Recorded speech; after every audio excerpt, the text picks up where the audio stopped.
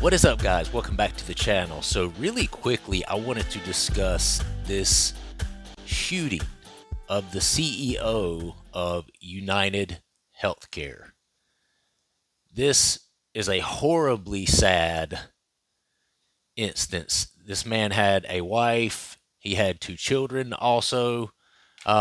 But I have some questions about this, and there are some details surrounding this that are not adding up to me. And I'm just going to say right out of the gate, the image that is being forced down the throats of us from media outlets is an image of this man wearing a hoodie, and he has clearly a black backpack on his shoulder.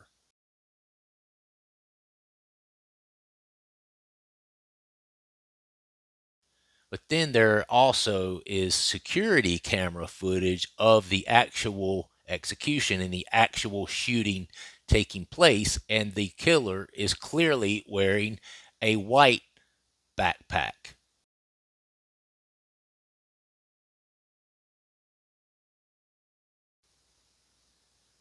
Where's the black backpack? And by all witness accounts, the shooting takes place, he takes off on foot, gets on an electric bike, and the best the authorities can tell, maybe he left town through the subway system, left New York through the subway system. Did he go back to collect the black backpack somewhere after the shooting?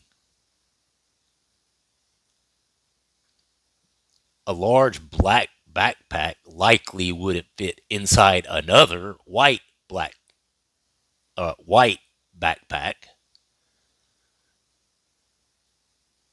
Are we sure that this is the killer?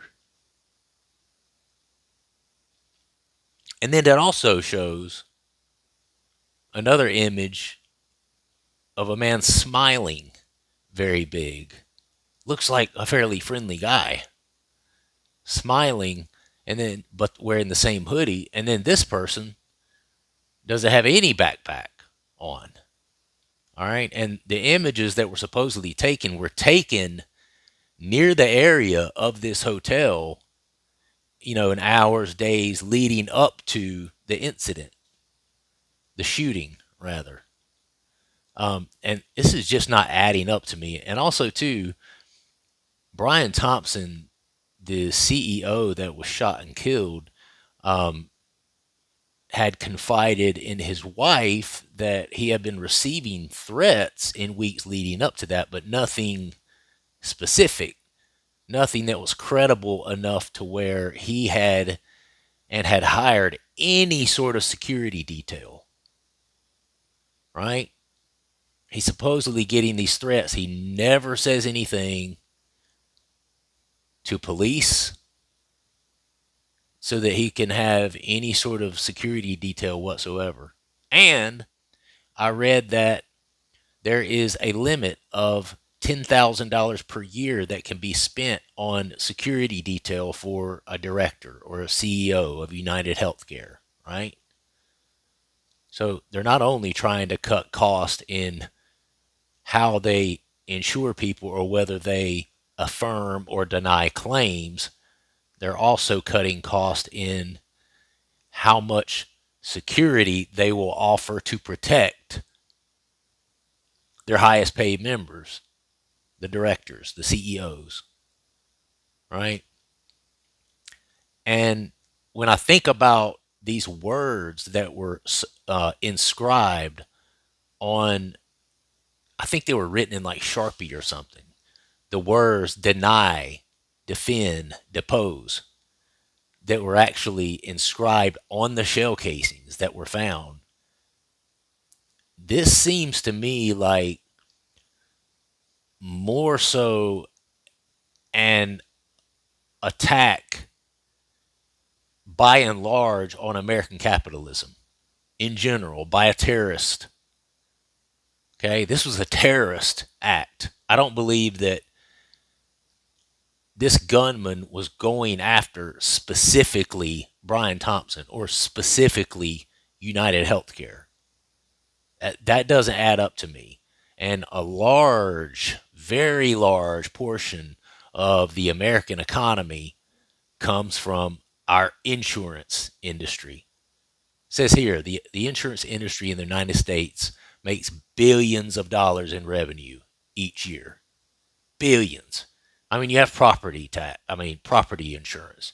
You have auto insurance. You have health insurance, death and dismemberment insurance, long-term disability insurance, short-term disability insurance. I mean, any kind of insurance you can think of, they have it.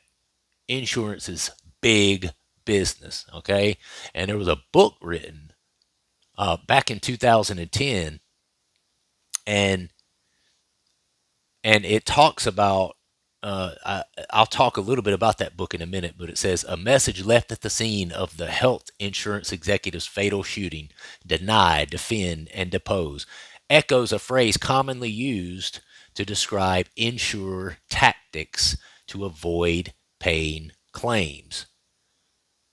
The three words were written on the ammunition a masked gunman used to kill United Healthcare CEO Brian Thompson, according to two law enforcement officials who spoke to the Associated Press on condition of anonymity.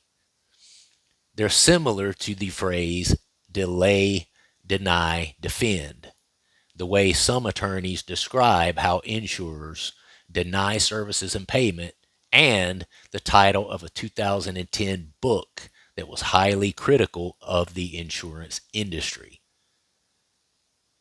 So the words that were found on this ammunition are also the title of a 2010 book that was critical of the insurance industry. Talked about how they delay paying people's or they would deny certain claims. They would defend their actions when the people pushed back for answers on why certain claims wouldn't be, and then depose, eventually just get rid of the claims altogether, or if not the claims, get rid of the insured, drop them from their insurance, that sort of thing. So it's really, those three words are basically an attack on our insurance industry. Okay? And our insurance industry is a very large part of our American economy. It is in part the backbone of American capitalism, right? American capitalism is the economic system of the United States, which is based on the principles of capitalism. What is capitalism? Private ownership. Individuals and businesses own most businesses and capital goods. Market economy. Businesses decide what to sell, how much to charge, and people decide what to buy. Limited government role. The government protects citizens' rights and maintains an orderly environment for markets to function. Competition. Firms can enter and exit markets freely, which maximizes social welfare. Profit motive. The essential feature of capitalism is to drive to make a profit. What? Well, surely insurance companies aren't driving to make a profit. Surely not. You mean these companies that are supposed to be paying for my health care and supposed to be helping me with my health care, or supposed to be deciding if my, you know, mother gets some sort of procedure and that she really needs and is able to have it paid for and covered by insurance? You're telling me they are driving to meet profit margins? It's American capitalism. I mean, we've all been screwed over by insurance companies, right? I have. I'm sure you guys have too. We've all had negative experiences with insurance companies where we felt like they could have done more than they did in certain situations. And, I'm not condoning anything that has taken place or anything like that, but I don't believe that this was a specific attack on this specific person and this specific insurance company. I'm not sure if I believe that. I believe that this is an attack on American capitalism by a terrorist group or a small terrorist cell that maybe had this one person to target this specific individual. And, Brian Thompson, what is his role in all of this? Why him? Why not him? I think is the better question. United Healthcare is one of the largest insurance companies in the world. He's the head of that, he's the CEO of that. If, obviously a CEO, when millions and millions and millions and millions of claims are filed probably daily by a company that large, a CEO in reality, if you look at all of those claims as a sea, as a body of water, an ocean of claims, if you will. I mean, as far as what kind of control he has over whether those claims are affirmed or denied, he may have the tip of his fingernail in it. Obviously, he doesn't have a lot specifically to do with that. So to say that this was a specifically targeted attack, I do believe it was a targeted attack, but I don't believe that it was targeted in the way they think it was targeted towards this individual person for a specific reason. By example, you know, a disgruntled insured, a person who was once insured for United Healthcare and is disgruntled about some measure of service that they did or did not receive, right?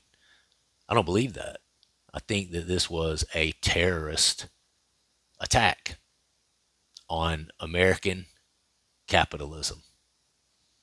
That's what I believe. I'm usually not a conspiracy theorist, guys, but this is just not adding up. And then the backpack.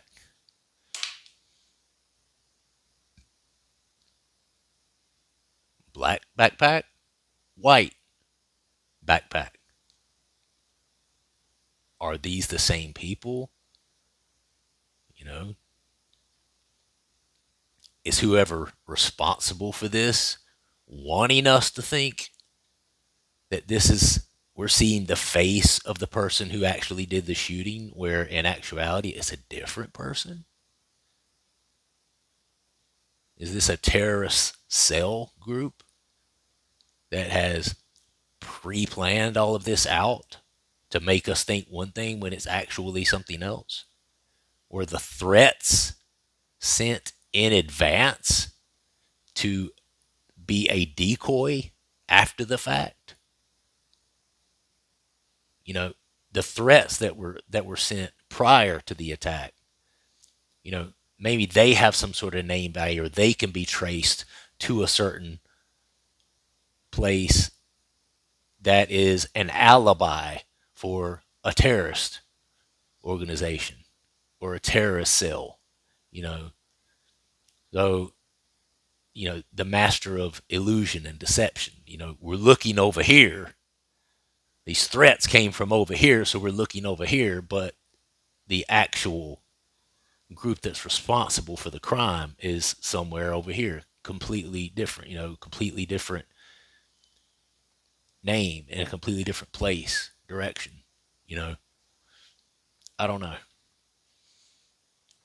This doesn't seem right to me, but definitely my thoughts and condolences go out to his family. And it broke my heart when I heard he has children as well. This is just a horrible, horrible thing. Um, God, we live in a messed up world, guys. I do hope that they find this individual very, very soon, bring them to justice, and I pray that they don't do anything to themselves. I hope that they're forced to serve every bit of justice. So I think we can all pray for that. Keep your fingers crossed. Whatever it is you believe in, let's hope that this person gets found this person responsible, and soon, because I feel like the more time passes, um, the chances of finding them decreases, I guess. But anyway, all right, I'm gonna get out of here. Guys, have a good night. Subscribe to the channel if you would. Like the video, comment down below. Let me know what you think about this. Let me know what you think about the black backpack versus the white. I mean, I know you can simply say, well, he's wearing a different backpack. But where is it? Where's the black one? Where's the black one? I don't know, guys. All right, we'll see you guys on the next one. Peace.